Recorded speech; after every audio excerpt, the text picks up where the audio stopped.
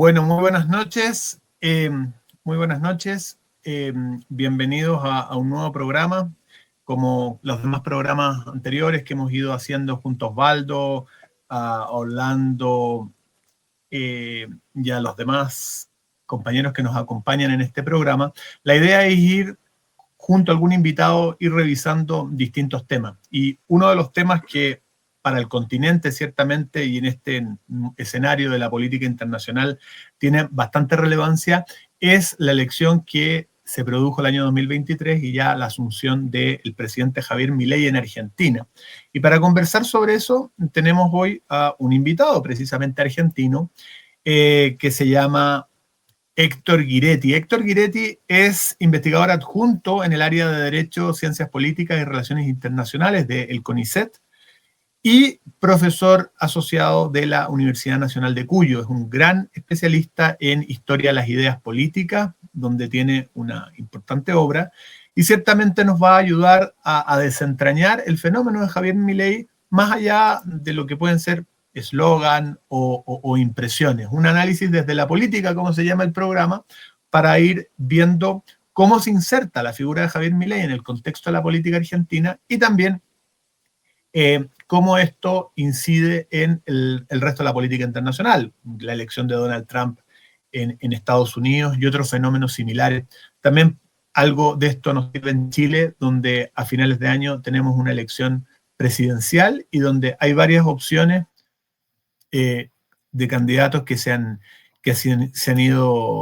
han ido surgiendo, tanto por el lado del oficialismo como por el lado de la oposición. El lado de la oposición todavía hay tres candidatos que, no están, que tienen posibilidades. José Antonio Kast, que en las últimas encuestas ha ido subiendo, Johannes Kaiser, que se mantiene con una intención de voto importante, y Evelyn Matei, que después de algunas bajas ha ido subiendo. Entonces, la situación está compleja y creo que esto, lo que ha ocurrido en Argentina nos puede ser de utilidad como un insumo también para el debate y para entender lo que ocurre en un país no solamente vecino, sino también de la importancia que es Argentina dentro del continente. Así que, Héctor, te doy la bienvenida. Gracias por acompañarnos esta noche en el programa y para conversar sobre lo que ha sido casi año y medio desde que Javier Milei asumió en la presidencia de Argentina. Bueno, el agradecido soy yo, Jaime, por haber considerado que les podía ilustrar o aclarar un poco el panorama argentino, que es ciertamente complejo. Para entender el fenómeno Milei, que es en realidad un fenómeno interesante de la perspectiva de la ciencia política y también de la actualidad política, me parece que hay que distinguir una causa remota, podríamos decir, una especie de causa histórica o razón histórica que viene a eclosionar el fenómeno, y también una causa inmediata, un contexto reciente que tiene mucho de azar, ¿no? de fortuna. Si miramos la historia política de la Argentina en los últimos 100 años, lo que vemos es básicamente un sistema de tipo institucional democrático liberal con una serie de interrupciones, ¿no? Básicamente podríamos resumir la historia política de la Argentina en esos términos. Pero hay que agregarle una serie de elementos que son fundamentales. A partir de la década del 30, podemos decir que en la Argentina se empezó a consolidar, a instalar y después consolidar un sistema que podríamos definir como corporativo, que lo que hacía era establecer una serie, digamos, de instancias de poder en paralelo y en interacción con ese sistema democrático liberal, ¿no? Aparece en la década del 30, primero con la emergencia de las Fuerzas Armadas como un factor político decisivo en la vida del país, y se va consolidando a lo largo de los siguientes 80, 90 años, ¿no? En primer lugar, aparece después del golpe del 6 de septiembre de 1930, el ejército, las Fuerzas Armadas, como un socio que comparte el poder de las instituciones democrático-liberales legítimas y por otra parte también reclama su parte de recursos del Estado, ¿no? Eso se va a incrementar, ese modelo, con la emergencia del peronismo en la década del 40, que va a agregar otros socios a esa corporación, ¿no? Como por ejemplo los sindicatos. Los sindicatos pasan a ser un factor de poder decisivo, y lo que sucede es que la Argentina empieza a tener una especie de doble sistema muy entrelazado, donde está por un lado la institucionalidad democrático-liberal y por otro lado corporaciones que empiezan a jugar de una manera decisiva en el Estado. En la década del 60 se agregan de una manera muy sustancial y muy decidida otros actores a esas corporaciones, como puede ser el empresariado industrial, que lo que hace es también formar parte de ese esquema de poder, podemos decir, paralelo, pero muy interactivo con la institucionalidad legítima, lo que hace que el sistema, digamos, la estructura del Estado empiece a recibir una serie de demandas por parte de estas corporaciones que eso van a ser cada vez más sustanciales. En la década del 80 va a agregarse otro factor corporativo, otra corporación, que van a ser las provincias. Recordemos que Argentina tiene un sistema federal en el que las provincias tienen que gestionar parte de sus recursos, ¿no? Con la crisis económica de la década de los 80, lo que hizo fue, lo que se produjo como solución provisional fue incrementar la dependencia de las provincias respecto del Estado nacional. Entonces las provincias también empiezan a jugar en ese conglomerado de corporaciones, ¿no?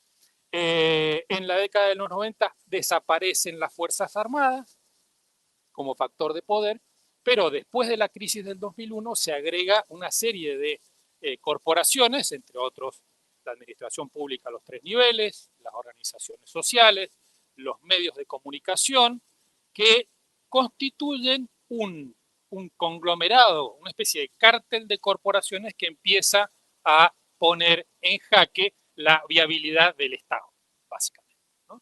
Entonces tenemos una serie, digamos, de medidas expansivas del gasto público, sobre todo después de la crisis de 2001, que fue muy grave, y entonces llegamos a una situación en la que ese sistema corporativo, con una serie de socios del poder, empiezan a poner en riesgo la viabilidad del Estado, ¿no? La Argentina hace prácticamente casi 13 o 14 años que está en recesión. Desde la década del 70 el PBI per cápita no se mueve, proporcionalmente estamos en el mismo nivel. Desde la década del 70 se paró la movilidad social ascendente, ¿no? Tenemos una movilidad social descendente de hace casi 50 años, ¿no? Lo que fue una de las clases medias más importantes del continente, ahora mismo está muy reducida y sigue reduciéndose. Y ese sistema que era prácticamente, que había pasado a ser una especie, digamos, de parásito imposible de sostener, porque empezaba a drenar una serie de recursos públicos cada vez más grandes, al punto que el sistema lo que hizo fue generar una especie de sentido común específico, muy protegido por el periodismo, ¿no? Por los medios de comunicación, en donde no parecía que ningún actor político podía desafiar ese estado de las cosas que era claramente ruinoso y que llevaba al país a un colapso, podemos decir, gradual, pero incesante, ¿no? En ese contexto, la retórica principal suponía, en Argentina hay una retórica del estado de bienestar que se ha repetido, que se ha generalizado en toda la clase política, en parte de la clase empresaria, de las organizaciones sociales, etcétera, que no tenía un correlato en la realidad, ¿no? La idea, digamos, del estado presente, que es un concepto muy argentino, suponía un estado que se iba haciendo cargo progresivamente de diferentes necesidades y requerimientos sociales, pero en la práctica lo que estaba sucediendo era todo lo contrario, ¿no? Pero estaba sostenido por un sistema, un aparato mediático, comunicativo, cultural, académico también, que lo que hacía era, de alguna manera, blindar lo que podía ser una toma de conciencia, ¿no? En ese contexto se produce la pandemia, el, la epidemia global del COVID-19, que en Argentina tuvo una serie de efectos sociales y políticos por el modo en que lo gestionó un gobierno, precisamente un gobierno peronista, que fueron insospechables, ¿no? De alguna manera, toda el Estado que se había presentado hasta ese momento, durante los anteriores 90 años, como el gran previsor, el gran custodio de la inclusión y también de la justicia social, aparecía como un Estado violador de los derechos humanos, totalitario, que no dejaba a la gente, a las personas, ir a trabajar, mandar a los chicos a la escuela, ir a despedir a los muertos, ir a rezar a la iglesia, visitar a los parientes o a los enfermos, ¿no? Fue una cosa, una decisión que fue brutal en el sentido de que para muchas personas ese estado presente se convirtió en un estado enemigo, ¿no? Un estado que estaba conspirando contra la vida de muchos argentinos que, como es bien sabido, están dentro de una economía en negro, entonces no podían cobrar o percibir un ingreso si no era saliendo a trabajar. En ese contexto específico aparece la figura de Javier Milei, economista con una trayectoria en el mundo empresarial, también en el mundo mediático. Para ese momento ya gozaba de una fama bastante importante en los medios de comunicación, en las redes sociales, en YouTube, que tenía una serie de seguidores, que aparece como el gran catalizador, no solamente de la indignación de muchos argentinos, sino también como un factor de esperanza, porque lo que venía a decir Javier Milei en esos modos discursivos tan especiales que tienen era que cada uno era de alguna manera dueño de su destino, ¿no? Era romper con ese modelo de alegría propia de Spinoza, ¿no? Del filósofo Spinoza, que habla de la alegría del don, que es una especie de alegría menor, una alegría subordinada, a pasar a la alegría del conatus, ¿no? Que es el crecimiento de sí, ¿no? El desarrollo y el despliegue de sí. Entonces, eso es lo que venía a plantear Javier Milei en un contexto en el que el Estado estaba siendo fuerte y la clase política, por supuesto, estaba siendo fuertemente contestada. En ese contexto aparece primero Javier Milei como una especie de, digamos, de analista del fracaso argentino y después se convierte en un candidato que contra todos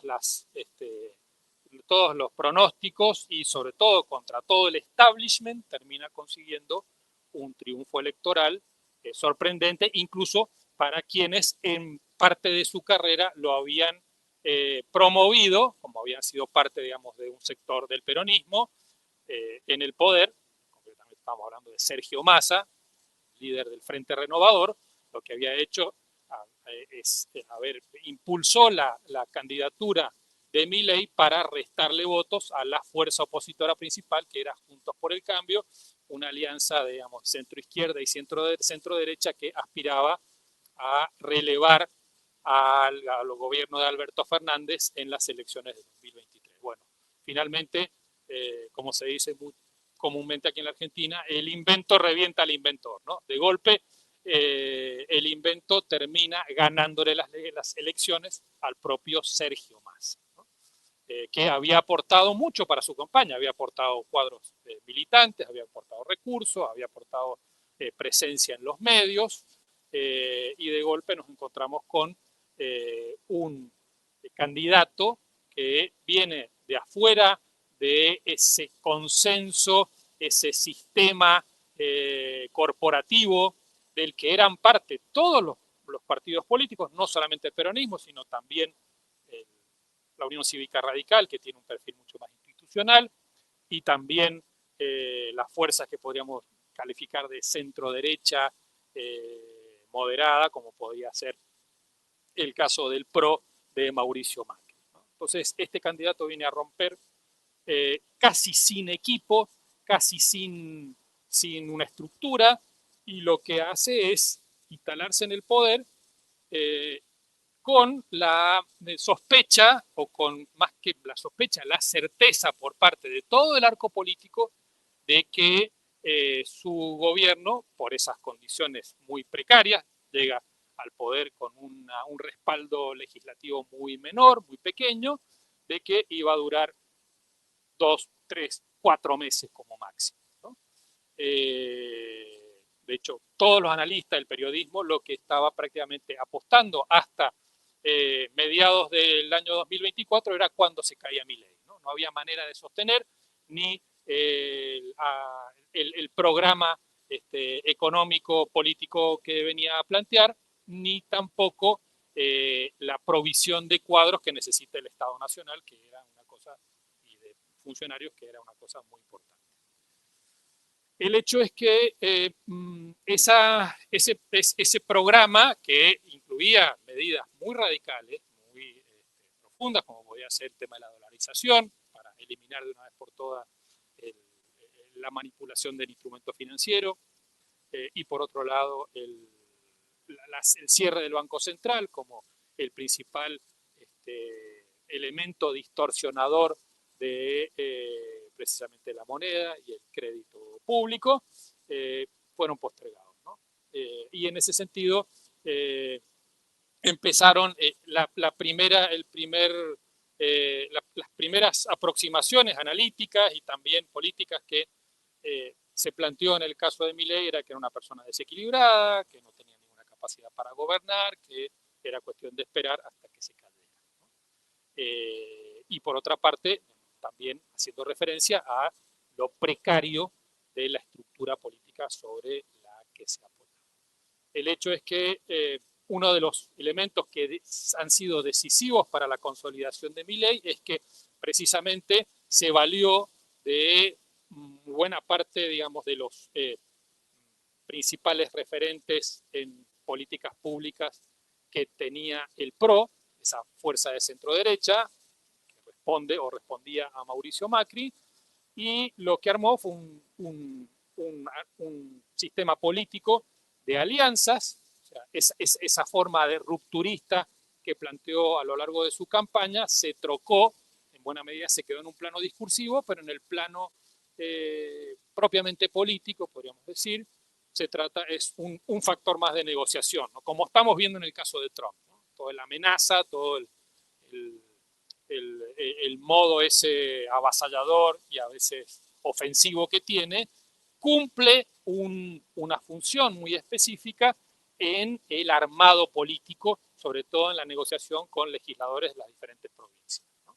Y por otro lado, armó un sistema, un equipo económico que va respondiendo, que ha podido, a través, digamos, de estructuras, de formas de intervención financiera, pero también de reducción del gasto público, ha ido reduciendo la inflación de modo drástico, y en ese sentido es un logro que a toda la oposición, a todo el arco político le ha costado mucho reconocer, pero ahora mismo nadie dice. No sé si te sirve más o menos este panorama general.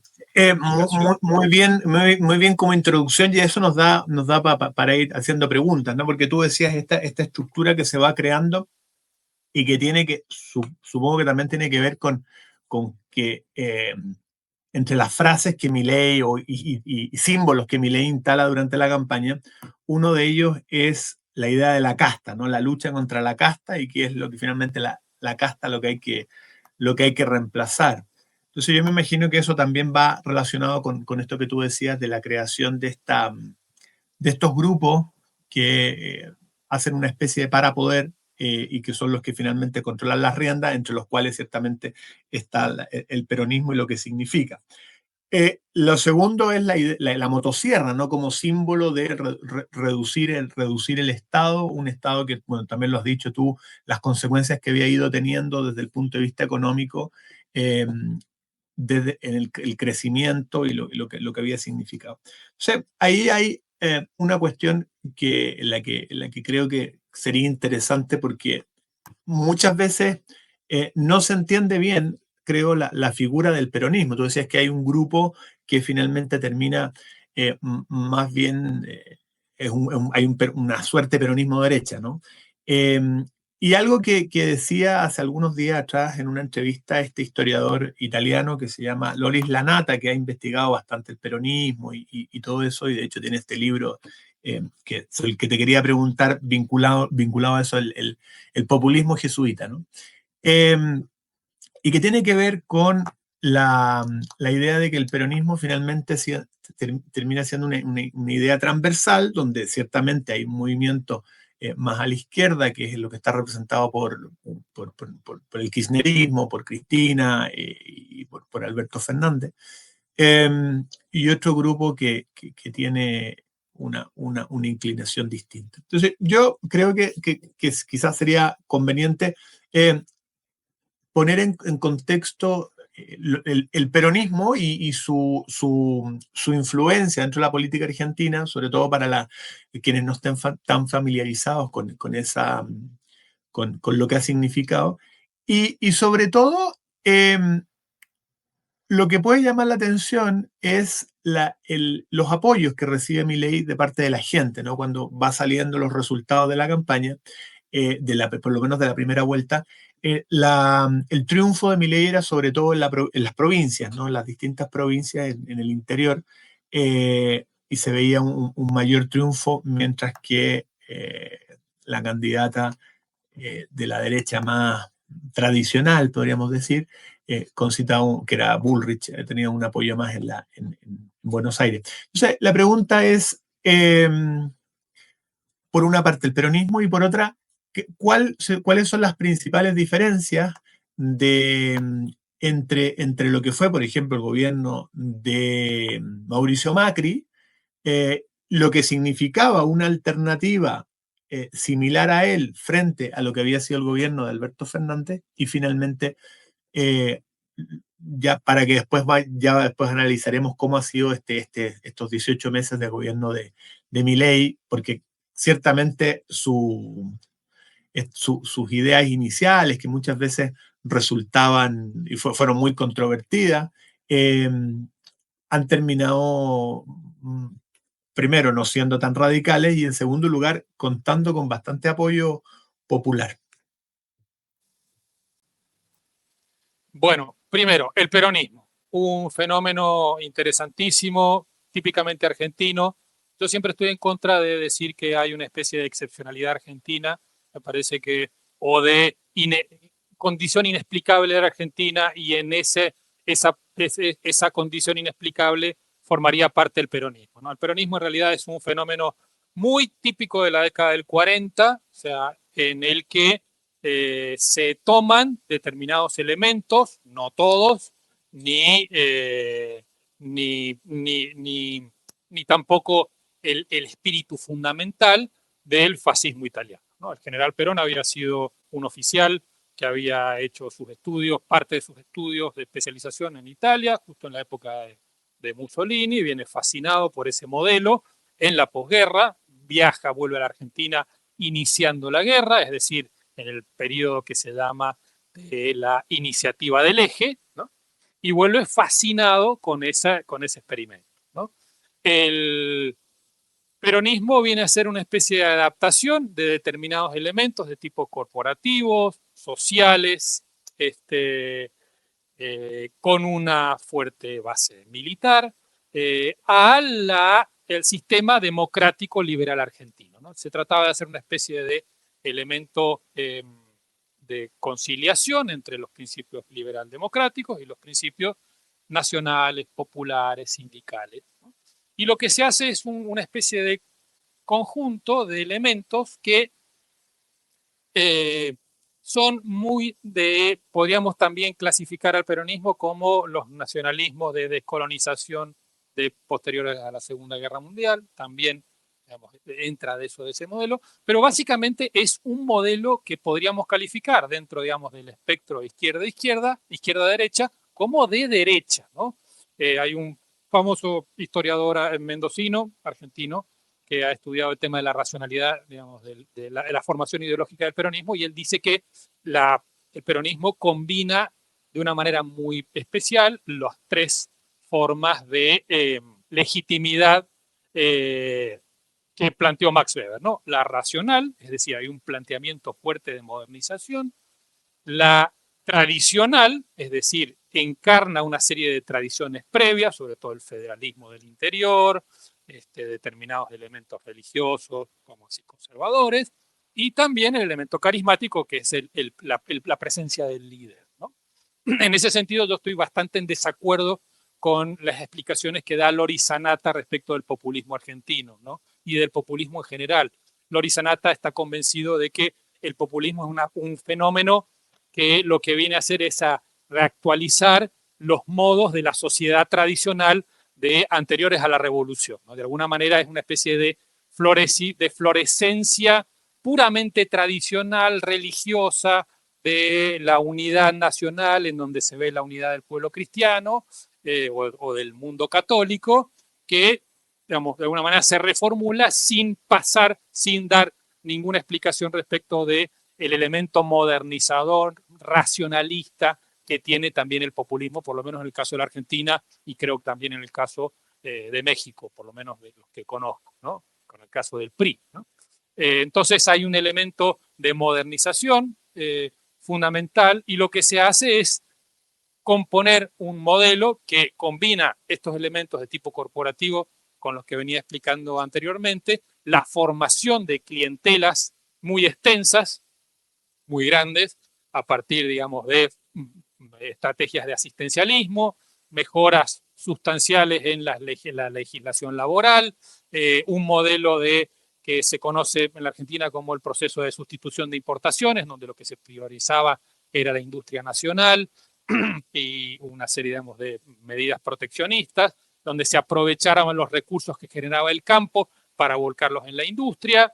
Ese es el modelo que instala el peronismo en la década del 50 y que prácticamente se mantiene sin modificaciones a lo largo de las décadas hasta por lo menos la aparición de, primero, en el caso de Menem, que que fue un presidente peronista de la década de los 90, que planteó una serie, digamos, de alternativas a esto, que fracasaron con la crisis de 2001 y después con Milei, ¿no? Pero básicamente el arco político e incluso las Fuerzas Armadas, que en muchas ocasiones sustituyeron a los poderes legítimos, compartían esta idea de formar una especie de Argentina peronista, ¿no?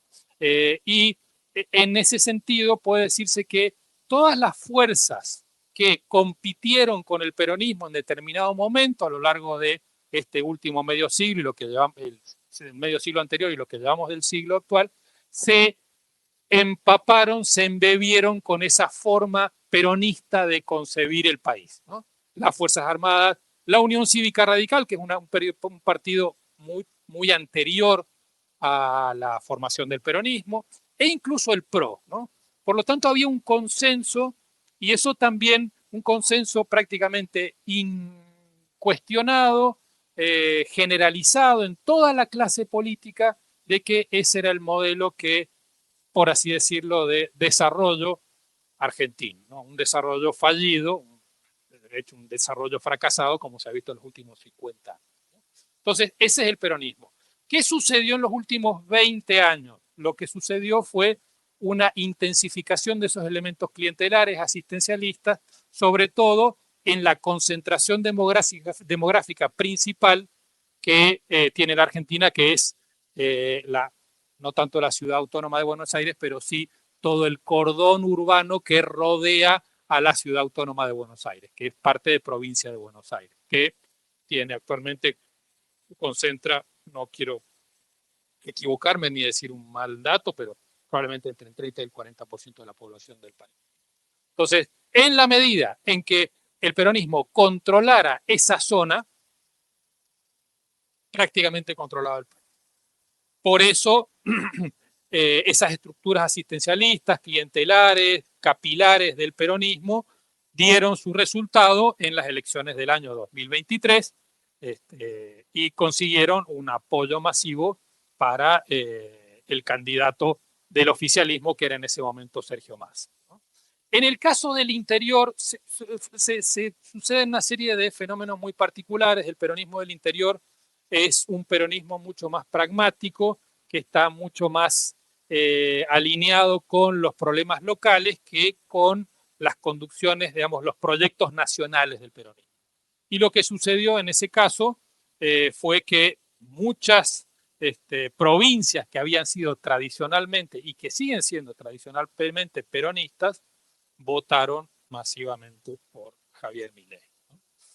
No sé si eso sirve para explicar el fenómeno del peronismo, Jaime. Yo sé que es complejo y Sí, pero en el caso de la presidencia de Macri, que tú me preguntabas respecto de qué había sucedido, bueno, Macri, en cierto sentido, que es un empresario vinculado precisamente a ese empresariado nacional que había gozado de determinadas protecciones, que había conseguido contratos, que había sido contratista y también había estado muy vinculado a la economía del Estado, ¿no? Esa especie de capitalismo de amigos que instala el peronismo, apareció en determinado momento como una alternativa, se presentó como tal.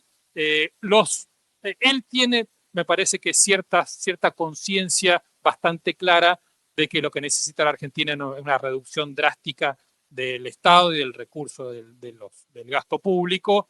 Entiende también la necesidad de desregular una serie de actividades, pero por un lado estuvo muy condicionado por la alianza electoral que lo llevó a la presidencia, ¿no? Sobre todo los radicales, que es un partido que esencialmente tiene una estructura, una base ideológica que podríamos definir como socialdemócrata, otras fuerzas que incluso estaban un poquito más a la izquierda, y también una especie, digamos, de temor reverencial a la posibilidad de que el peronismo, con su capacidad de movilización de masas, de agitación, pudiese llevar al gobierno a un colapso parecido al de la crisis de 2001. El caso es que, bueno, no consiguió los objetivos que se planteaba, se le criticó mucho el tema, digamos, de las medidas gradualistas, ¿no?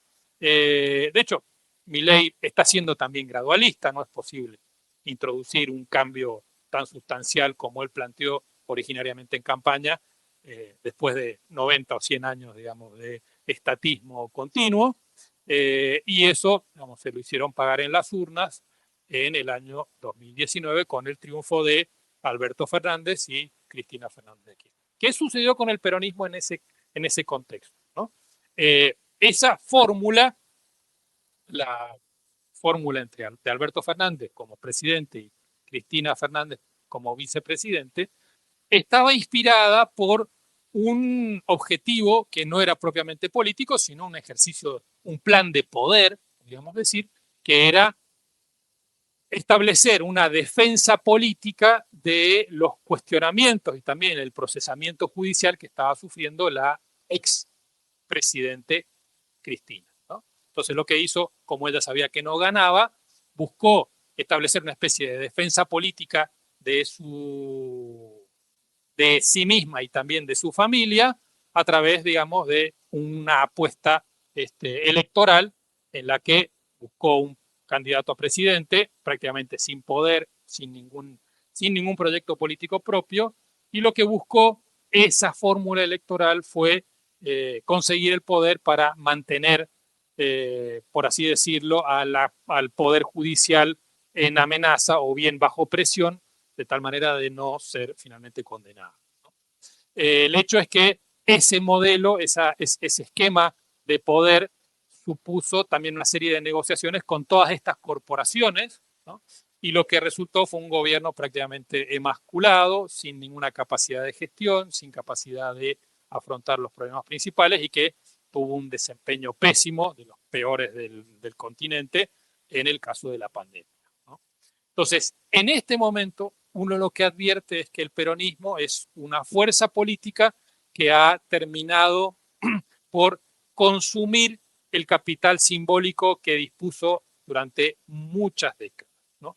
Entonces vemos una especie de oposición desarticulada, sin un liderazgo claro, Es interesante ver cómo el peronismo, que siempre ha necesitado la presencia de un líder fuerte, ahora mismo está en una situación prácticamente de estupor, ¿no? Sobre todo después de que falleciera Francisco, el Papa Francisco, a quien vieron como un posible inspirador o líder, digamos, del movimiento nacional peronista.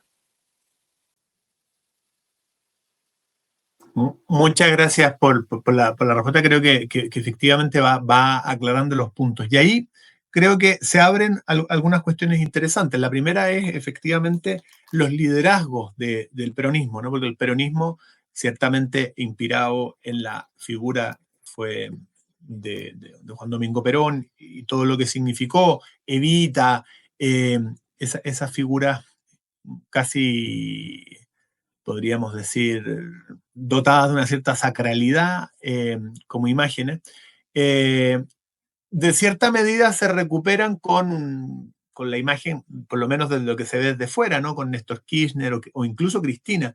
Pero luego el gobierno de Alberto Fernández ya no tiene ese mismo creo, carisma de atraer a las masas y falta un líder.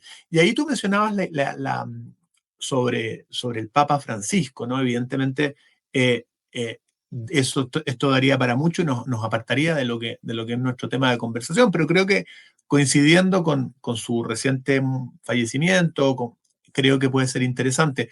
Un punto es que Francisco, como en sus 12 años de pontificado, no visitó Argentina, visitó otros países, algunos con una presencia católica muy pequeña, pero en Argentina no fue. Entonces, la pregunta no es tanto desde la dimensión religiosa ni de lo que significó en su día Jorge Mario Bergoglio como arzobispo de Buenos Aires, sino ¿cuál es crees tú, la proyección desde la política o hacia la política que tiene el pontificado de Papa Francisco, que son, como hemos visto, 12 años? Y eso ya creo que nos lleva a su relación con Milei, ¿no? En un principio fue una relación más bien tensa, que luego terminó cierto avenimiento, podríamos decir, que en la visita que tuvo el presidente Milei a Roma, al Vaticano, el año pasado. Jaime, siempre el peronismo ha demandado liderazgos carismáticos y efectivamente ha tenido una sucesión de líderes que han sido fuertemente carismáticos. El caso de Perón, el caso de Evita, después el caso de Menem, ¿no? Que hay que ponerlo también en la caja o en la estantería de los liderazgos carismáticos, no tanto Néstor Kirchner, aunque se quiso crear un liderazgo carismático y no le faltaba del todo, y después Cristina, que ha sido la figura dominante, política dominante durante el siglo XXI en Argentina. En el caso del fenómeno Bergoglio, que le molesta tanto o que lo irrita tanto a don Lori Sanata, en realidad es un fenómeno bien interesante porque, como sabemos bien, o como se sabe bien, Jorge Bergoglio nació en un hogar de inmigrantes muy humilde, tuvo una simpatía por el peronismo y después ingresó a la Compañía de Jesús. Después se interesó por el tema, por ejemplo, de la teología del pueblo, pero siempre mantuvo una relación muy estrecha en términos afectivos, no tanto en el plano del liderazgo o de su vinculación con los cuadros políticos, con el peronismo. De alguna manera, el peronismo también supuso un desafío muy importante para la iglesia argentina, ¿no? Una iglesia o una relación que se estableció en términos muy estrechos hasta el principio y que terminó con la quema de iglesias del año 1955 y la excomunión de Perón. Entonces, es una relación ciertamente muy complicada, muy llena de altibajos y de contradicciones. En el caso de el cardenal Bergoglio, siempre tuvo una particular aprecio por el juego de la política, ¿no? Y en ese sentido, desde que fue nombrado arzobispo de Buenos Aires y después cardenal, siempre estuvo jugando a cierta, digamos, presencia en la política en un modo típicamente jesuita, podríamos decir, pero también con posicionamientos claros en una especie de segundo plano, ¿no?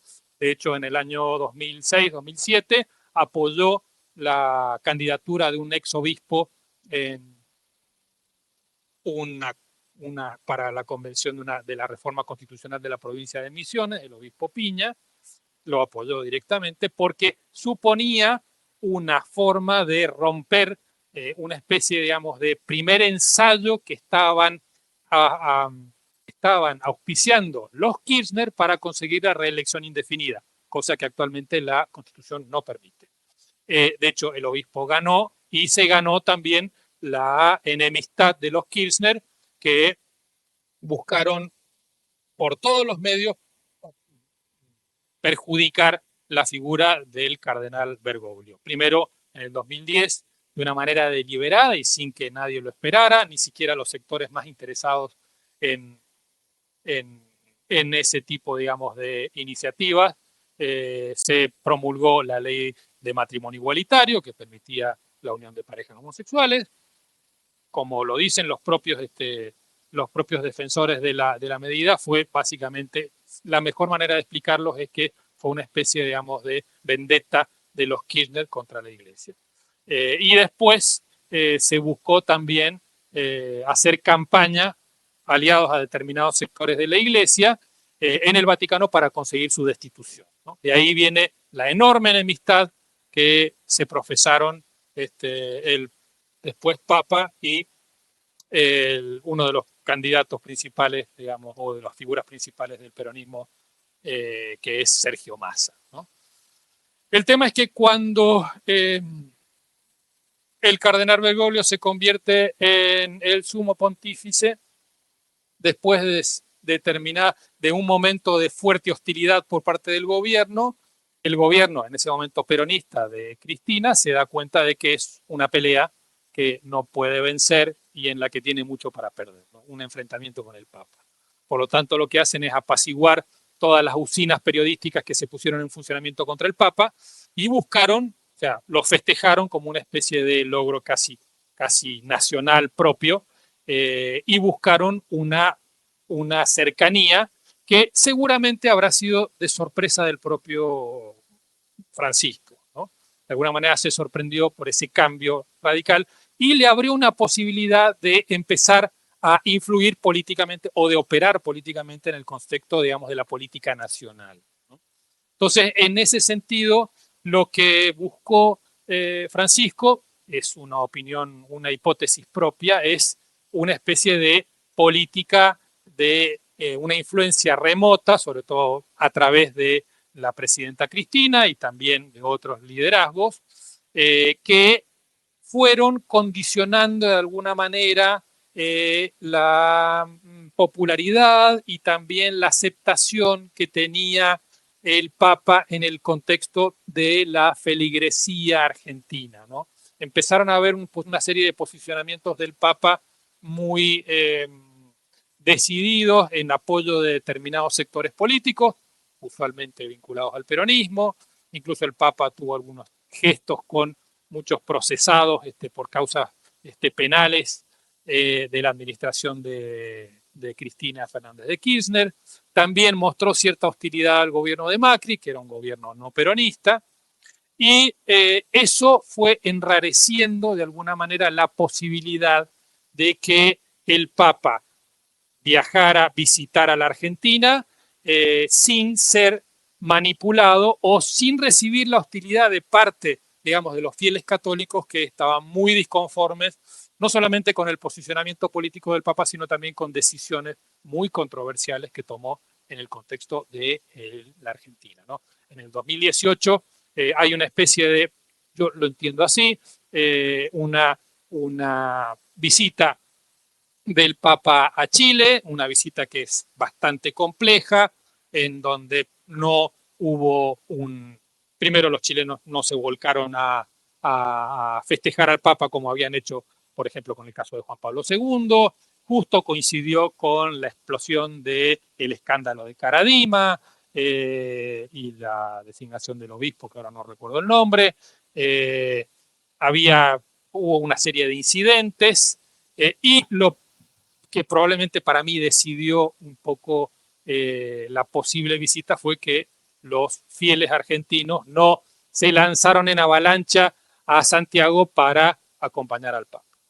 Y después el resto, digamos, de los momentos en donde era posible que el Papa visitara la Argentina fueron momentos electorales. Como ustedes saben, tenemos una agenda electoral que, digamos, se, se, es profusa en convocatorias, casi año por medio, y nunca se encontró o encontró él la posibilidad de viajar a la Argentina en una visita pastoral, en una visita apostólica, que no supusiera un posicionamiento político respecto o del gobierno o de la oposición, ¿no? Quizá ese tipo, digamos, de especulaciones políticas lo que supuso fue postergar de manera repetida y frustrar cualquier posibilidad de que Francisco visitara a la Argentina y también estuviera en contacto directo con los fieles, ¿no? Quizá ese modelo específico, ese esquema de intervención política que era a través de emisarios, de visitas o de recepciones, que suponía un estilo, digamos, de política más de tipo cortesana, le impidió visitar a la Argentina en un plano, digamos, más de visita de masas, ¿no? Más de tipo apostólico y eventualmente político. Sí, la visita a Chile tuvo las connotaciones que tú dices, tanto respecto de la asistencia de fieles como los problemas que llevaron aparejados. El obispo Barros, el que tú mencionabas, que había sido el obispo castrense, y claro, primero hubo unas declaraciones del propio Papa con alguna persona que le preguntó, y luego eso finalmente termina desencadenando un cambio importante en el episcopado, unas reuniones en Roma, la renuncia a los obispos, etc. Y fue ciertamente una situación complicada. Eh, ya más o menos hemos descrito el contexto, hemos descrito una figura que también ha tenido importancia en la política argentina en los últimos años, como es el recientemente fallecido Papa Francisco. Hemos explicado un poco qué ha pasado con los liderazgos más de una derecha tradicional en el último tiempo en Argentina. No hay que recordar, como bien lo decías en un momento, que a comienzos de este siglo hubo una situación política compleja que terminó con la renuncia del presidente de la Rúa. O sea, la política argentina había tenido algunos contratiempos importantes en los tiempos recientes. Y ahora creo que podríamos centrarnos ya, como en los últimos minutos que nos van quedando, en abordar un balance del gobierno de Milei en estos 18 meses. Tú ya algo decías, ¿no? Ciertamente la política ha sido también de gradualidad, esas ideas de un cambio radical en tan poco tiempo ciertamente no pueden ser llevadas a cabo. Ideas que muchas veces que chocaron un poco al comienzo, como fue, por ejemplo, la supresión del Banco Central, finalmente son ideas eh, que fueron siendo abandonadas o pospuestas, pero desde el punto de vista de la política y también de sus efectos sociales, ¿no? De lo que la gente piensa y de cómo están las condiciones hoy eh, respecto a lo que había anteriormente en Argentina. ¿Cómo podrías calificar estos 18 meses del gobierno de Milei? ¿Ha sido un buen gobierno? ¿Ha tenido el respaldo popular? ¿Las medidas que ha ido implementando apuntan en el sentido correcto? ¿Alguna desaveniencia, por ejemplo, la prensa reportaba respecto de su vicepresidenta? ¿Cómo han sido los manejos al interior de la coalición? Tú te referías a la formación de esta coalición de apoyo. ¿Cómo cómo podrías calificar estos 18 meses de gobierno y ciertamente qué vendrá hacia el futuro? ¿Hay una posibilidad de que esto continúe, que haya que hay una continuidad de este cambio de lo que ha sido el gobierno de Milei frente a presidencias anteriores? Bueno, una de los diagnósticos más comunes que se repitieron respecto del fenómeno Milei era que se trataba de un fenómeno de la antipolítica. Era una especie de, o lo vieron a Milei como una especie de sujeto que venía a romper la política, ¿no? Ahí la mayoría de esos análisis incidieron en un defecto muy típico de los periodistas y también de muchos científicos sociales o académicos sociales que confunden política con Estado, ¿no? De hecho, ese discurso que es fuertemente antipolítico lo que ha permitido o lo que ha generado es una acción típicamente política, ¿no? Típicamente política incluso en términos, podríamos decir, no aristotélicos, que también lo tiene, sino también smithianos, ¿no? Es decir, bueno, un conflicto planteado como forma, como contradicción principal, puede ser incluso maoísta, en el que hay una tensión permanente entre, digamos, dos facciones, ¿no? Entonces, lo primero que se ha podido ver es un ejercicio de la política a través, digamos, de la designación de determinados funcionarios, ministros, jefes de gabinete, que lo que están planteando son cambios sustanciales, ¿no? Entonces, podemos decir que una de las sorpresas que ha dado Milei es revelarse como un líder propiamente político, ¿no? Nadie está en condiciones de decir o de repetir la idea, digamos, de que Milei representa o encarna la antipolítica. Eso ha hecho que la gestión de gobierno, que todavía se mantiene con un altísimo apoyo popular, aún con el brutal ajuste que se ha llevado a cabo, primero tiene un apoyo popular muy importante. Por otro lado, nadie podía esperar, nadie puede esperar en la Argentina un proceso limpio, perfectamente racional, libre de cuestionamientos o de contradicciones. Digamos. Dentro de lo que podía ser un gobierno de Milei, o por lo menos de lo que esperaban sus principales detractores, esto es una sorpresa absoluta. Es un diagnóstico muy precario. Sabemos que hay elementos que todavía no terminan de consolidarse. El tema del crecimiento económico, parecen todos los analistas vienen repitiendo de que se avecina un proceso o una fase de fuerte crecimiento económico por determinados factores que están incidiendo, pero todavía no se da, ¿no? Y en ese sentido podemos decir que el principal mérito que tiene actualmente Milei es haber controlado la inflación en un tiempo récord. Es todo muy precario, es todo muy contradictorio. Los procesos políticos en la Argentina se dan de ese modo, a los tropezones, a los revolcones, la inclusión, digamos, de elementos políticos de la casta al gobierno de Milei ha sido un elemento por el que se lo ha criticado mucho. De hecho, uno podría mirar cualquier proceso revolucionario y lo que sucede es que sucede precisamente esto, ¿no? Que la revolución se termina nutriendo de esos cuadros políticos, administrativos, esos funcionarios que respondían al antiguo régimen. Y es lo que está pasando actualmente, ¿no? Hay una especie de reacomodamiento, de búsqueda de aliados, de vinculaciones, muchas veces, digamos, con esa fuerza de centro derecha que es afín, que es el PRO, pero muchas veces también con el peronismo, lo que hace que el gobierno de Milei haya empezado a tener un mayor calado político, ya no se lo subestima, nadie está dispuesto a decir, bueno, esto es el gobierno de un loquito y va a terminar en un colapso, nadie lo está planteando, o por lo menos los que lo hacían actualmente están en una fase, digamos, hay una especie de estupefacción en toda la clase política opositora. No se sabe bien cómo lo que ha hecho Milei es un proceso que podríamos definir como de aceleracionismo de los cambios, frente a lo cual están prácticamente desconcertados. Pasa también en el periodismo. Casi todos los diagnósticos que se están produciendo ahora mismo no entienden el fenómeno Milei, no lo entienden. Hay una especie, digamos, de obsolescencia de marcos conceptuales, de marcos analíticos y teóricos que no permiten entender, por lo menos a esta gente. Y lo que probablemente sea más preocupante para mirar o avisorar la proyección del fenómeno es el problema de la sucesión, ¿no? Actualmente Milei no tiene sucesor.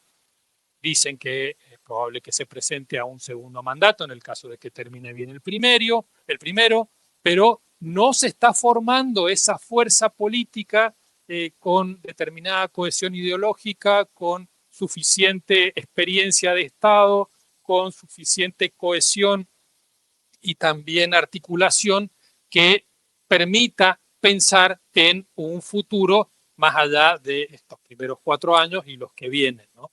Y eso es un problema serio porque también hay una serie, digamos, de relaciones internas dentro de lo que sería el entorno Milei, en donde hay algunos que están empeñados en buscar la constitución de una fuerza política dominante, lo que le permitiría conseguir más escaños en el Congreso, en la Cámara de Diputados y Senadores, y otros que están buscando una forma intermedia de operar con alianzas, que es a los que actualmente lo que le ha ido muy bien, ¿no? Le ha ido muy bien buscando y consiguiendo aliados. Entonces, en ese sentido, uno dice, bueno, parece que la cosa funciona dentro de lo que cabía, ¿no? Porque por un lado había gente que estaba apostando al colapso y otra gente que decía que prácticamente la Argentina se había transformado como el ave fénix, ¿no? A partir de las cenizas había una especie de transformación sustancial y se había convertido en otro país. Bueno, ninguna de las dos, digamos, planteamientos más extremos o más radicales parecen ajustarse a la realidad, ¿no? Es una realidad muy contradictoria, con un gobierno con muchas contradicciones. Como tú decías, la vicepresidente es parte, digamos, de un universo que responde a unos principios ideológicos que tienen que ver con la derecha más tradicional, nacionalista, católica, que le ha aportado un cúmulo importante de votos, pero es una relación que se ha ido complicando, se ha ido deteriorando y es difícil saber cómo va a evolucionar eso, ¿no? Pero en el sentido, digamos, si uno tuviera que hacer una síntesis después de 1 año y medio de gobierno, lo que podemos decir es que hay una serie de objetivos que han sido cumplidos, contra todo pronóstico. Hay otros elementos que enturbian o que vuelven más problemático es esa afirmación inicial, ¿no? O sea, vemos que en determinadas políticas públicas, una de las cosas que a mí me tocan más cerca es el tema de la política universitaria.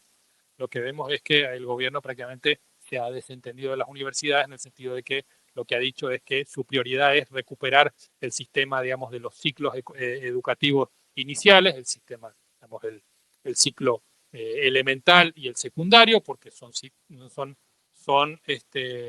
sistemas educativos que están colapsados. Entonces dice, bueno, no me voy a poner a pensar en las universidades cuando tengo problemas mucho más acuciantes en los niveles iniciales.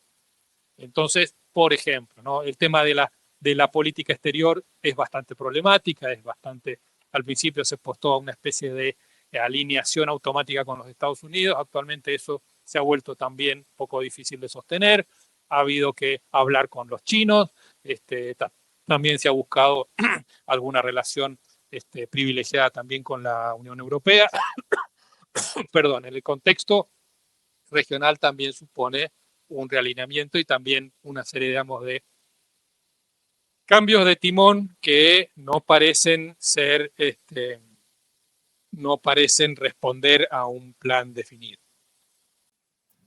Muchas gracias, muchas gracias por la respuesta. Ciertamente es un punto que también creo que desde afuera se ve, ¿no? Que el liderazgo de Milei parece ser un liderazgo muy personal, un liderazgo que no crea equipos y no crea una posibilidad de referente que lo proyecte, ¿no? Finalmente es él, que es un poco lo que pasa con Trump. No es el Partido Republicano, que por lo menos es un partido que junto con el demócrata ha estado presente en la política estadounidense por años, sino que es un liderazgo bastante personal. Aquí parece ser algo similar. Y una última pregunta relacionada también con esta proyección, ahora no en Argentina, sino en el continente. ¿Crees una posibilidad de de que ese modelo que encarna Javier Milei, tanto de enfrentamiento con la casta, de cierta, disminución del Estado, de cierta renovación de la forma de hacer política, ¿es replicable en otros países de Sudamérica? Yo lo veo, así como me lo estás preguntando, Jaime, a bote pronto, lo veo difícil porque en general los países de América Latina en general, no es todo el caso de todos, ni mucho menos, estamos viendo ahora lo que está pasando en Bolivia, que es muy preocupante. En general, los países de América Latina han entendido la necesidad de mantener una macroeconomía ordenada con una serie, digamos, de respeto a principios fundamentales de administración y también de finanzas, ¿no? Creo que Chile en ese sentido es uno de los modelos. Uruguay es otro país que tiene una institucionalidad fuerte en la que es difícil que aparezca un emergente de este tipo. Por lo tanto, digamos, yo lo veo complicado en el sentido de que es, hay una cosa que es importante reconocerle al caso Milei, ¿no? Y es que ha roto determinada forma de discurso público en donde el Estado es central, ¿no?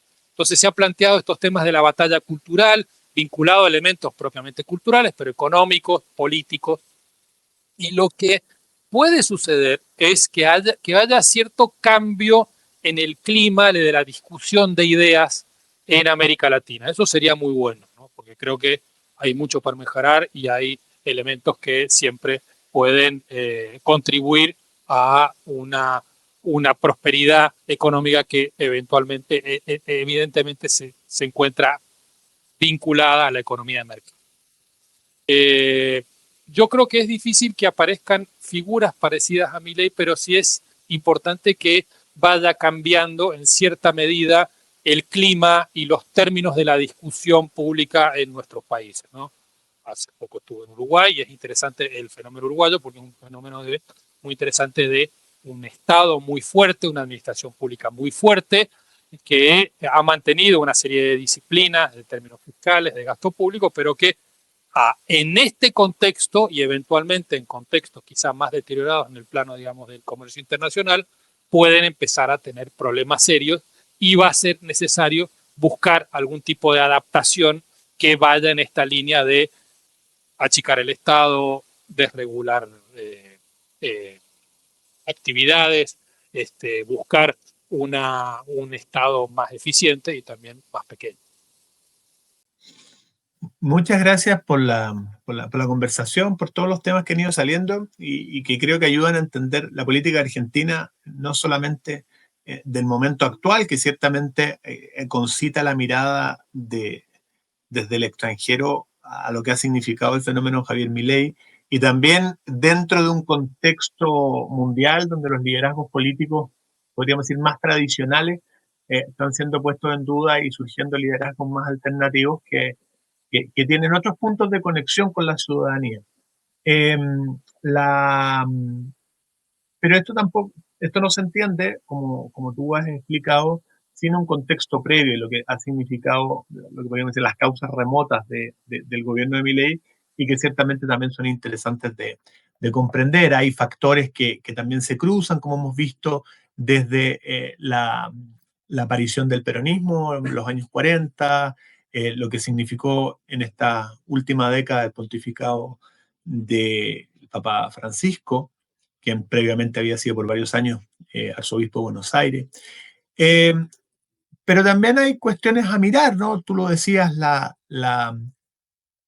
no creación de un liderazgo más institucional que permita prolongar las ideas en el tiempo. Quedan todavía, bueno, llevamos un año y medio, queda todavía tiempo de este primer gobierno de Javier Milei, veremos qué pasa posteriormente y ojalá podamos en un futuro volver a conversar, a ver qué ha pasado con ya cuando estemos hablando del término del gobierno, pero creo que esta conversación ha sido interesante para comprender el fenómeno y también para entregar elementos de análisis desde la política, ¿no? Tú lo decías, la prensa muchas veces no entiende bien el fenómeno y el fenómeno hay que entenderlo desde ciertas claves políticas. Así que te agradezco el tiempo, la conversación y que creo que será de mucho interés para todos nuestros espectadores, a los que los dejo invitados, como siempre, a todos los programas de los martes. Nos iremos turnando en la conducción y con otros invitados iremos revisando distintos temas desde la política, la filosofía relacionados con temas de actualidad. Así que muchas gracias, Héctor, por el tiempo y por esta conversación. El agradecido soy yo, Jaime. Ha sido un placer conversar contigo y espero que sea de interés para los oyentes que miren el programa.